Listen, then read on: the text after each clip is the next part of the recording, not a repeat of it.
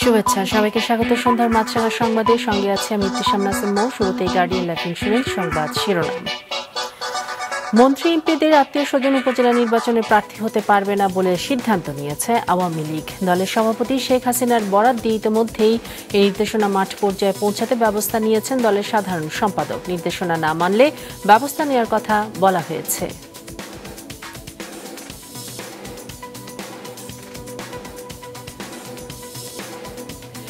জনগণের পুষ্টি নিরাপত্তা নিশ্চিতে প্রয়োজনীয় আমিষ উৎপাদনের তাগিদ দিয়েছেন প্রধানমন্ত্রী।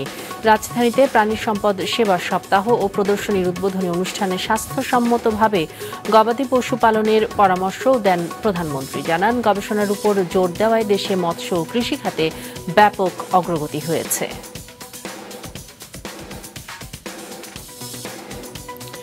দেশের উপরে বয়ে যাচ্ছে অস্বস্তিকর তাপপ্রবাহ, এ থেকে সহসা মুক্তি নেই বলে জানিয়েছে আবহাওয়া অফিস। আজ দেশের সর্বোচ্চ তাপমাত্রা ছিল ঈশ্বরদীতে 40.5 ডিগ্রি সেলসিয়াস আর ঢাকায় 36 ডিগ্রি। আবহাওয়াবিদরা বলছেন, বাতাসে আর্দ্রতা বা জলীয় বাষ্প বেড়ে যাওয়ায় এমন গরম অনুভূত হচ্ছে।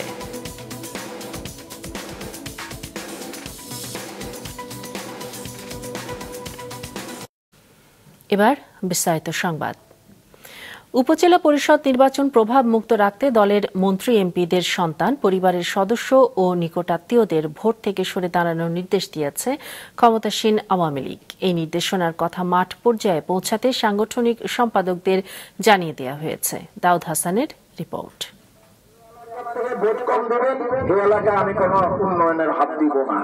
নির্দেশনা অমান্য করে উপজেলা নির্বাচনে পরিবারের সদস্যদের প্রার্থী করেছেন ক্ষমতাসীন আওয়ামী লীগের এমপি মন্ত্রীরা। এ তালিকায় আছে তাদের স্ত্রী, ছেলে মেয়ে থেকে শুরু করে ভাই ভাতিজা শ্যালকের নামও। সবাই আমার, সবাই আওয়ামী লীগের। আর এই যেটা ইগল মিগল ফাঁকি, এতে গেলে লাঠিটা ফেলাই। এমন পরিস্থিতিতে দলের মন্ত্রী, সংসদ সদস্যদের সন্তান, পরিবারের সদস্য ও নিকটাত্মীয়দের উপজেলা ভোট থেকে সরে দাঁড়ানোর ফের কঠোর নির্দেশ দিয়েছেন ক্ষমতাসীন দল আওয়ামী লীগ। দলের সভাপতি শেখ হাসিনার বরাত দিয়ে দলের সাধারণ সম্পাদক ওবায়দুল কাদের এই বিষয়ে নির্দেশনা দেন। দলের সাধারণ সম্পাদক জননেতা জনাব ওবায়দুল কাদের আমাদের প্রিয় নেত্রী বঙ্গবন্ধু কন্যা জননেত্রী শেখ হাসিনার বরাত দিয়ে এইভাবে আমাদের বলেছেন, একটি নির্দেশনা দিয়েছেন যে মন্ত্রী এমপিদের সন্তান সহ তাদের স্বজনরা যাতে এই নির্বাচনে অংশগ্রহণ না করে, এই ব্যাপারে তাদেরকে বলার জন্য আমাদের নির্দেশনা দিয়েছে। দলটির দায়িত্বপ্রাপ্ত সাংগঠনিক সম্পাদকেরা নিজ নিজ বিভাগের মন্ত্রী সংসদ সদস্যদের দলের এই নির্দেশ খুব শীঘ্রই জানাতে শুরু করবেন। তবে কেউ যদি এই নির্দেশনা অমান্য করে তার বিরুদ্ধে কি ধরনের ব্যবস্থা নেওয়া হবে তা এখনই সিদ্ধান্ত হয়নি বলে জানায় এই নেতা। সেটি তো পরবর্তী সিদ্ধান্ত বঙ্গবন্ধু যেটা নেবেন, সেই বিষয়ে যদি আলোচনা করতে আমাদের ডাকেন কোনো সময়, আমরা আমাদের মতামত জানাবো। এখন তো আমরা কিছু বলতে পারবো। আগামী 8 মে প্রথম ধাপে দেশের 152টি উপজেলায় এবং 21 মে দ্বিতীয় ধাপে আরও 161টি উপজেলায় ভোট গ্রহণ অনুষ্ঠিত হবে। দাউদ হাসান, মাছরাঙা সংবাদ, ঢাকা। এদিকে আসন্ন উপজেলা নির্বাচনে শুধু প্রার্থী নয়, যেই প্রভাব বিস্তার করবে তার বিরুদ্ধে কঠোর পদক্ষেপ নেওয়া হবে বলে হুঁশিয়ারি উচ্চারণ করেছেন নির্বাচন কমিশনার মোহাম্মদ আলমগীর। আমাদের একটাই উদ্দেশ্য, সেটা হল নির্বাচনটা হতে হবে নিরপেক্ষ এবং শান্তিপূর্ণ। এই জন্য যা যা করা লাগে, আপনি যতগুলো কথা বললেন এর একটাও যাতে না ঘটে, তার জন্য যা যা করা দরকার সেগুলোই ওনাদের কাছে আমরা শুনেছি ওনারা কী ব্যবস্থা নিয়েছেন। সেই সাথে আমাদের অভিজ্ঞতার আলোকে বা আমাদের চিন্তা ভাবনাকে আরও 2-1টা পরামর্শ ওনাদেরকে দিয়েছি। এর কম্বিনেশন হয়ে ব্যবস্থাটা এমনভাবেই হবে যে এখানে একটা শান্তিপূর্ণ এবং সুষ্ঠু নির্বাচন হবে, যেটা আপনারা জাতীয় সংসদ নির্বাচনের ক্ষেত্রে দেখছেন, তার চেয়ে কম হবে না, তার চেয়ে আরও ভালো নির্বাচন হবে। অন্য দেশের মুখাপেক্ষী না থেকে নিজেদেরকেই শস্য উৎপাদন বাড়ানোর তাগিদ দিয়েছেন প্রধানমন্ত্রী শেখ হাসিনা। সকালে রাজধানীতে প্রাণী সম্পদ সেবা সপ্তাহ প্রদর্শনীর উদ্বোধনী অনুষ্ঠানে তিনি একথা বলেন। মানুষের যেন স্বাস্থ্যগত ক্ষতি না হয় এবং বিদেশ যেন মাংস রপ্তানি করা যায়, তাই স্বাস্থ্যসম্মতভাবে গবাদি পশু পালনের পরামর্শ দেন প্রধানমন্ত্রী। প্রাণী সম্পদের উৎপাদন বৃদ্ধি, দুগ্ধজাত পণ্যের বাজার সৃষ্টি, ক্ষুদ্র খামারি ও উদ্যোক্তাদের গবাদি পশু উৎপাদনে উদ্বুদ্ধ করা সহ গবাদি পশু পালনের আধুনিক ব্যবস্থাপনার দিক তুলে ধরতে রাজধানীর আগারগাঁওয়ের পুরাতন বাণিজ্য মেলার মাঠে শুরু হয়েছে 2 দিনব্যাপী প্রাণী সম্পদ প্রদর্শনী। প্রদর্শনীতে প্রায় 400 স্টল স্থাপন করা হয়েছে। সকালে মৎস্য ও প্রাণী সম্পদ মন্ত্রণালয়ের আয়োজনে প্রাণী সম্পদ সেবা সপ্তাহ ও প্রদর্শনীর উদ্বোধনী অনুষ্ঠানে যোগ দেন প্রধানমন্ত্রী শেখ হাসিনা। প্রধানমন্ত্রী বলেন, আওয়ামী লীগ সরকার বরাবরই গবেষণার উপর গুরুত্ব দিয়ে আসছে, ফলে বর্তমানে মৎস্য ও কৃষি খাতে ব্যাপক অগ্রগতি হয়েছে। আমাদের আগে যারা ক্ষমতায় ছিলেন, যেমন খালেদা জিয়া ঘোষণা দিল যে দেশের মানুষকে ডাল ভাত খাওয়াবে, সে ডাল ভাত খাওয়াতেও কিন্তু ব্যর্থ হয়েছিল। তা আমার মাছে ভাতে বাঙালি মাছ ভাত পেলেই তো যথেষ্ট। আমাদের আমরাই তৈরি করব, আমাদের দেশের মানুষকে দেবো। আমাদের লক্ষ্য প্রথম হলো খাদ্য নিরাপত্তা দেওয়া, দ্বিতীয় হলো পুষ্টি নিশ্চয়তা দেওয়া। কারো কাছে মুখ খাপেক্ষী হয়ে থাকবো না, আমরা নিজেরা উৎপাদন করব প্রতিটি জিনিস, সেইভাবে আমাদের কিন্তু চলতে হবে। মানুষের যেন স্বাস্থ্যগত ক্ষতি না হয় এবং বিদেশে যেন মাংস রপ্তানি করা যায়, তাই স্বাস্থ্যসম্মতভাবে গবাদি পশু পালনের পরামর্শ দেন প্রধানমন্ত্রী। হালাল মাংস পৃথিবীর অনেক দেশ এখন ক্রয় করতে চায়, আর সেই সুযোগটা আমাদের নিতে হবে। বিদেশে রপ্তানি করতে গেলে তাদের কতগুলি নিয়ম আছে, সেটা মেনে আমরা করি কিনা সে বিষয়গুলি কিন্তু আমাদের বিবেচনায় নিতে হবে। নিরাপদ খাদ্য হয়, কারণ এই খাদ্য মানুষের শরীরে যেন কোনো ক্ষতি না করে সেদিকেও দৃষ্টি দিতে হবে। সেটা করে মৎস্য থেকে শুরু করে আমাদের সমস্ত যেগুলি আমাদের পালিত পশু পাখি সবই, এসব দিকে আমাদের বিশেষভাবে দৃষ্টি দিতে হবে। আগামী ঈদুল আজহায় রাস্তাঘাট এড়িয়ে নির্দিষ্ট জায়গায় পশু কোরবানি করার আহ্বানও জানান সরকার প্রধান। আনোয়ার হোসেন, মাছরাঙা সংবাদ, ঢাকা। এবার আবহাওয়া বার্তা। সারা দেশের কোথাও কোথাও চলছে তীব্র এবং কোথাও মৃদু তাপপ্রবাহ। আবহাওয়া অফিস বলছে সহসা কমছে না এই গরম। আরো জানাচ্ছেন নুরুন্নাহার বিলি।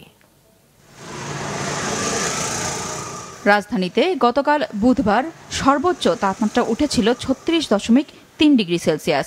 আজও তা অব্যাহত আছে। আবহাওয়াবিদরা বলছেন, বাতাসে আর্দ্রতা বা জলীয় বাষ্প বেড়ে যাওয়ায় গরমে অস্বস্তিকর অনুভূতি বেড়ে গেছে। আবহাওয়া অধিদপ্তরের পর্যবেক্ষণ অনুযায়ী আজকে দেশের সবথেকে বেশি তাপমাত্রা ছিল ঈর্ষদীতে 40.5 ডিগ্রি সেলসিয়াস। দেশের পশ্চিমাঞ্চলে বৃষ্টিপাত যেহেতু নেই, সেহেতু এই অঞ্চলে তাপমাত্রাটা একটু বেশি। আর এখনকার যে ওয়েদার প্যাটার্ন, এটার ফলে যখন কোনো এলাকায় বৃষ্টিপাত হয় তখন হয়তোবা সেখানে টেম্পারেচারটা কিছুটা কমে আসে সহনশীল পর্যায়ে। আবার বৃষ্টিপাত বন্ধর কিছু সময় পরে দেখা যায় যে আবার টেম্পারেচারটা রাইজ করে। ফলে দেখা যাচ্ছে যে বর্তমান যে সিচুয়েশন, এটার খুব বেশি পরিবর্তনের সম্ভাবনা নেই। মানে বিদ্যমান যে অবস্থাটা আছে এটা অব্যাহত থাকবে। আজকে রাজশাহী, পাবনা, বাগেরহাট, যশোর, চুয়াডাঙ্গা, কুষ্টিয়ার উপর দিয়ে তীব্র এবং ঢাকা, রংপুর, বরিশাল, রাজশাহী ও খুলনা বিভাগের ওপর দিয়ে মৃদু থেকে মাঝারি তাপপ্রবাহ বয়ে যাচ্ছে। এই গরমের প্রভাব পড়েছে রেল চলাচলের উপরও। চলমান গরমে দেশের রেল লাইনগুলোতে তাপমাত্রা গিয়ে ঠেকেছে 50 ডিগ্রি সেলসিয়াস বা তারও বেশি। এতে কোথাও কোথাও লাইন বেঁকে যাওয়ার আশঙ্কা দেখা দিয়েছে। এজন্য কর্তৃপক্ষ স্থান ও রেল লাইনের বয়স বিবেচনায় ঘন্টায় 40 থেকে 50 কিলোমিটার গতিতে ট্রেন চালানোর নির্দেশনা দিয়েছেন। গরম কোন পর্যায়ে গেলে সেখানে আমাদের একটা গতি নিয়ন্ত্রণের জন্য একটা আদেশ দেওয়া হয়। তবে এটি অত্যন্ত সাময়িক এবং এটি পুরো এলাকা জুড়ে না, হয়তো 2টি স্টেশনের মধ্যে বা একটা পার্টিকুলার জায়গায় গরমটা যদি সেরকম হয়, এটা সাময়িকভাবে আমরা তখন একটু গতি নিয়ন্ত্রণ করা হয়। অর্থাৎ যেখানে হয়তো 70 কিলোমিটার বা 80 কিলোমিটার, সেখানে হয়তো 50 বা 40 এরকম কিলোমিটার গতি দেওয়া হয়। এরকম সাময়িক সময়ের জন্য দেওয়া হয়, যাতে কোনো ধরনের দুর্ঘটনা বা কোনো সমস্যার সৃষ্টি না হয়। আবহাওয়া অফিস জানিয়েছে, এপ্রিল মাসে প্রতি বছরই বয়ে যায় তাপপ্রবাহ, সাথে থাকে কালবৈশাখী। আগামী মে ও জুন মাসেও এই তাপপ্রবাহ অব্যাহত থাকতে পারে বলে পূর্বাভাস তাদের। নুরুন্নাহার বিলি, মাছরাঙা সংবাদ, ঢাকা। বোতলজাত সয়াবিন তেল দাম প্রতি লিটারে 4 টাকা বেড়েছে, আর খোলা তেলের দাম প্রতি লিটারে 2 টাকা কমানোর সিদ্ধান্ত হয়েছে। আজ সচিবালয়ে সংবাদ সম্মেলন করে নতুন দর কাঠামো ঘোষণা করেন বাণিজ্য প্রতিমন্ত্রী। নতুন সিদ্ধান্ত অনুসারে প্রতি লিটার বোতলজাত তেলের দাম 163 টাকা থেকে বাড়িয়ে 167 নির্ধারণ করা হয়েছে, আর 5 লিটার বোতলজাত তেল 800 টাকা থেকে বাড়িয়ে 818 টাকায় বিক্রি করা হবে। বিপরীতে প্রতি লিটার খোলা তেলের দাম 149 150 টাকা থেকে কমিয়ে 147 টাকা নির্ধারণ করা হয়েছে। এর আগে সয়াবিন তেলের দাম লিটারে 10 টাকা বাড়ানোর ঘোষণা দেন মিল মালিকরা। গত মঙ্গলবার থেকে নতুন এই দাম কার্যকরের ঘোষণা দিয়ে বাণিজ্য সচিব বরাবর চিঠি দেয় কোম্পানিগুলো। যদিও সেদিন সয়াবিনের মূল্য বৃদ্ধির সুযোগ নেই বলে জানিয়েছিলেন বাণিজ্য প্রতিমন্ত্রী। পেট বোতলে যেটার মধ্যে সিল করা থাকে সেইটা আমাদের নির্ধারিত ছিল 163 টাকা, সেইখান থেকে বৃদ্ধি করে 167 টাকায় নির্ধারণ করা হয়েছে। সুপার পাম অয়েল তেল প্রতি লিটার এটা আগে নির্ধারণ করা ছিল না, এবার আমরা নির্ধারণ করে দিচ্ছি সর্বোচ্চ খুচরা মূল্য 135 টাকা লিটার। যে বেগুন কৃষক বিক্রি করেছেন মাত্র 2-3 টাকা কেজিতে, রাজধানীর বাজারে সেই বেগুনই ক্রেতারা কিনছেন 60 থেকে 80 টাকায়।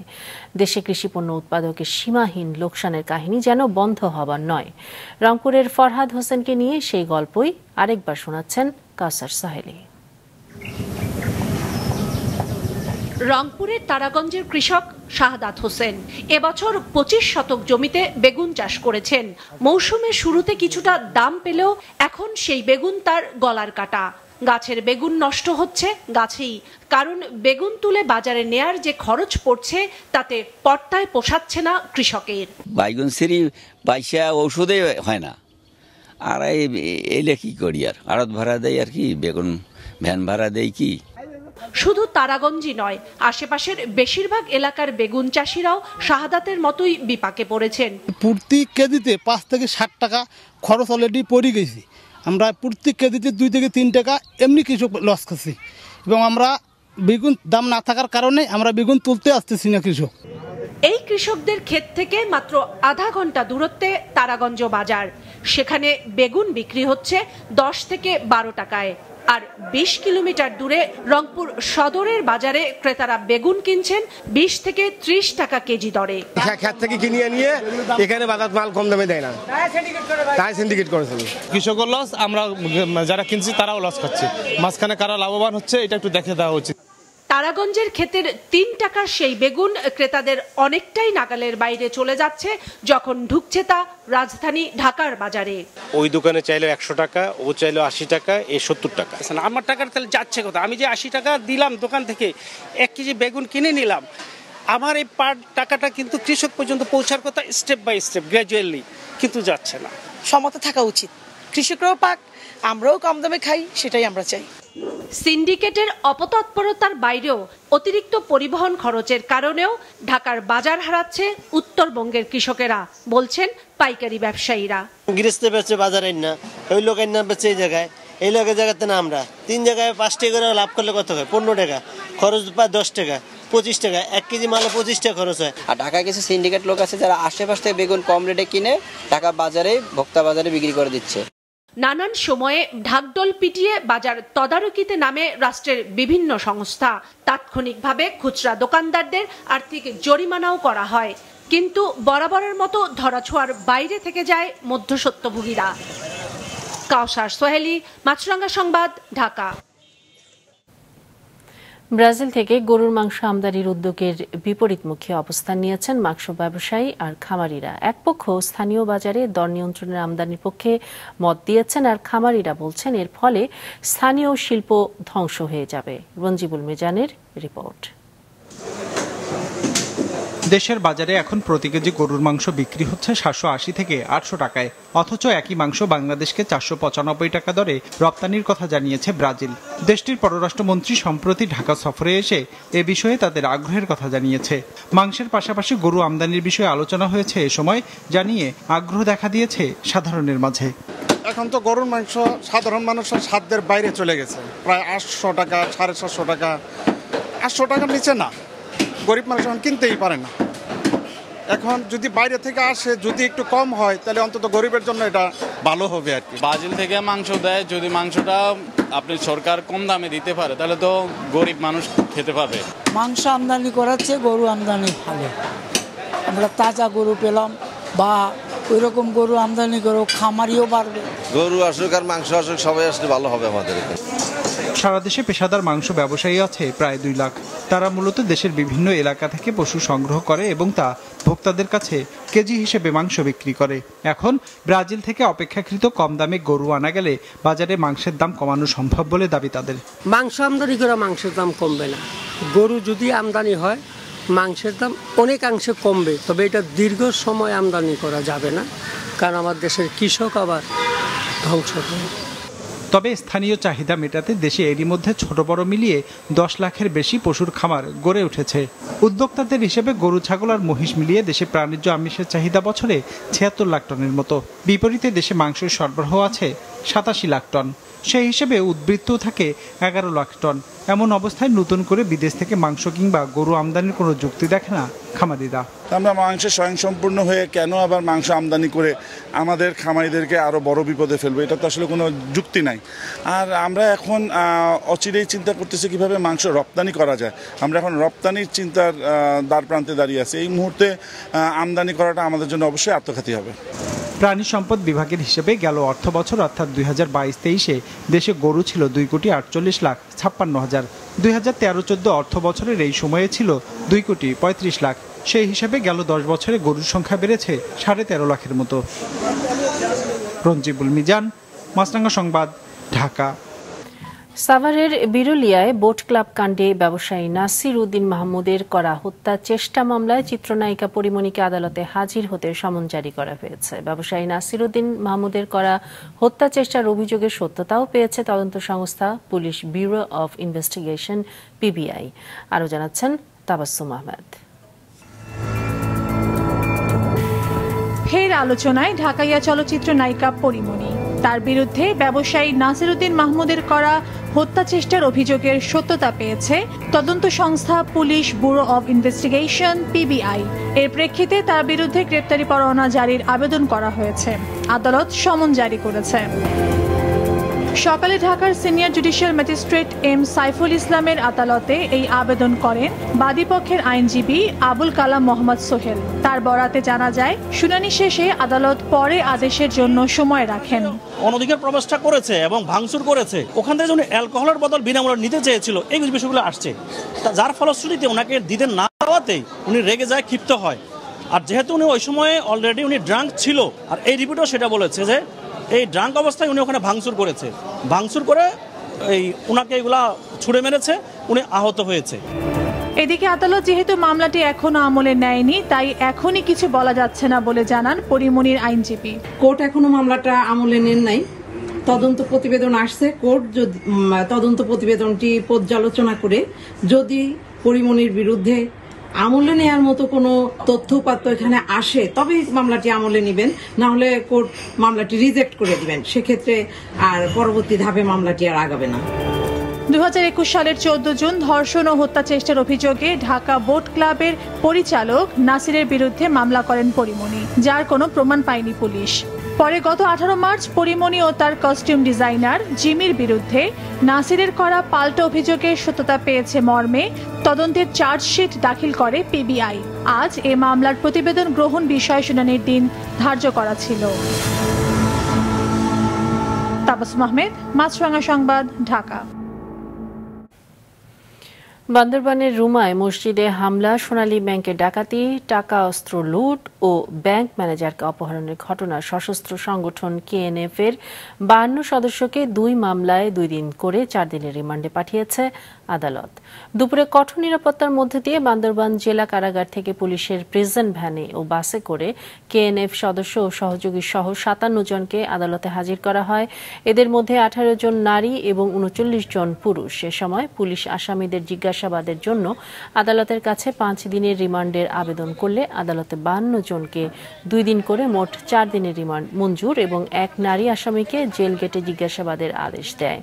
বাকিদের কারাগারে পাঠানো হয়। এই ঘটনায় যৌথ বাহিনীর অভিযানে এ পর্যন্ত 66 জনকে গ্রেফতার করা হয়েছে। 2টা মামলায় আসামিদের রিমান্ডের আবেদন করেছিল। রিমান্ড শুনানি হয়েছে। রাষ্ট্রপক্ষে কোর্ট ইন্সপেক্টর ছিলেন, আমরা আসামি পক্ষে একাধিক লয়ার ছিলাম।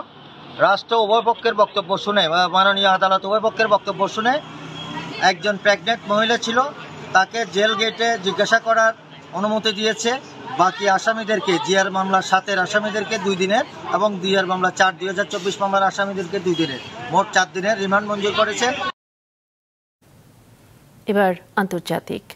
ভারতের 18তম লোকসভা নির্বাচনে প্রথম দফায় 102টি আসনে ভোট গ্রহণ কাল। 7 ধাপের এই ভোট শেষ হবে 1 জুন। প্রথম দফায় কাল 17টি রাজ্য এবং 4টি কেন্দ্রশাসিত অঞ্চলে লোকসভার ভোট গ্রহণ হবে। একই সঙ্গে অরুণাচল প্রদেশের 60 এবং সিকিমের 32টি বিধানসভা আসনে ভোট নেওয়া হবে। এরই মধ্যে কেন্দ্রে কেন্দ্রে পাঠানো হয়েছে নির্বাচনী সরঞ্জাম। সংশ্লিষ্ট সব রাজ্যে বাড়ানো হয়েছে নিরাপত্তা ব্যবস্থা। এই দফায় সবচেয়ে বেশি তামিলনাড়ুর 39টি আসনে নেওয়া হবে ভোট। এবারে নির্বাচনে মোট ভোটার প্রায় 97 কোটি, যার মধ্যে নতুন ভোটার প্রায় 2 কোটি। 7 দফায় ভোট শেষে ফল ঘোষণা হবে 4 জুন।